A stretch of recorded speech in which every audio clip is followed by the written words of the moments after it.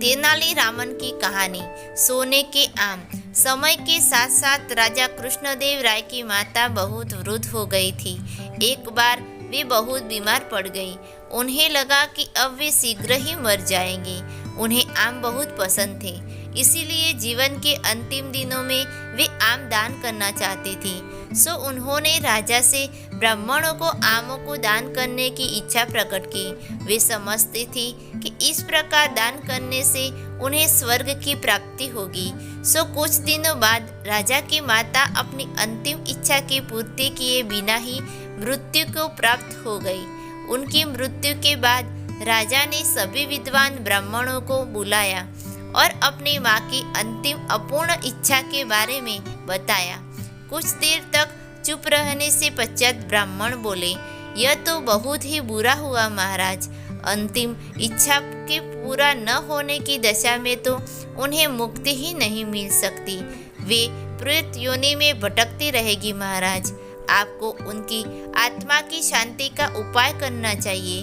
तब महाराज ने उनसे अपनी माता की अंतिम इच्छा की पूर्ति का उपाय पूछा। ब्राह्मण बोले, उनकी आत्मा की शांति के लिए आपको उनकी पुण्य तिथि पर सोने के आमों का दान करना पड़ेगा। अतः राजा ने माँ की पुण्य तिथि पर कुछ ब्राह्मणों को भोजन के लिए बुलाया और प्रत्येक को सोने से बने आम दान में दिए। तब तेनालीरामन को यह पता चला। वो तुरंत समझ गया कि ब्राह्मण लोग राजा की सरलता तथा भोलेपन का लाभ उठा रहे हैं। सो उसने उन ब्राह्मणों को पाठ पढ़ाने की एक योजना बनाई। अगले दिन तेनालीरामन ने ब्राह्मणों को नियंत्रण पत्र भेजा। उनमें लिखा था कि तेनालीरामन भी अपनी माता की पुण्यतिथि पर दान करना चाहता है, क्योंकि वे भी अपनी एक अधूरी इच्छा लेकर मरी थी। जब से उसे पता चला है कि उसकी माँ की अंतिम इच्छा पूरी न होने के कारण प्रेत योनि में भटक रही होगी, वह बहुत ही दुखी है और चाहता है कि जल्दी उसकी माँ की आत्मा को शांति मिले। ब्राह्मणों ने सोचा कि तेनालीरामन के घर से भी बहुत अधिक दान मिलेगा, क्योंकि वह शाही विदूषक है। सभी ब्राह्मण निश्चित दिन तेनालीरामन के घर पहुंच गए। ब्राह्मणों को स्वादिष्ट भोजन परोसा गया। भोजन करने से पश्चात सभी दान मिलने की प्रतीक्षा करने लगे।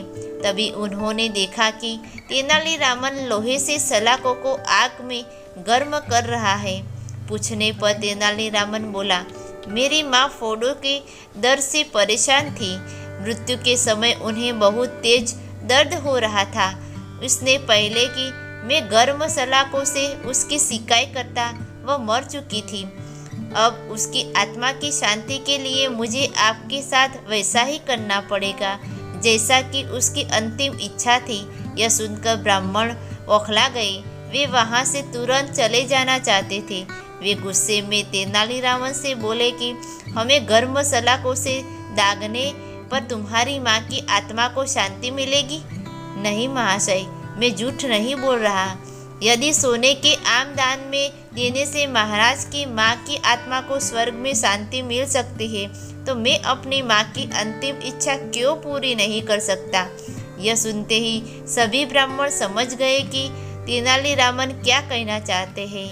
वे बोले, तेनालीरामन, हमें क्षमा करो, हम वे सोने के आम तुम्हें दे देते हैं, बस तुम हमें जाने दो। तेनालीरामन ने सोने के आम लेकर ब्राह्मणों को जाने दिया, परंतु एक लालची ब्राह्मण ने सारी बात राजा को जाकर बता दी। यह सुनकर राजा क्रोधित हो गए और उन्होंने तेनालीरामन को बुलाया। वे बोले, तेनालीरामन, यदि तुम्हें सोने के आम चाहिए थे तो मुझसे मांग लेते।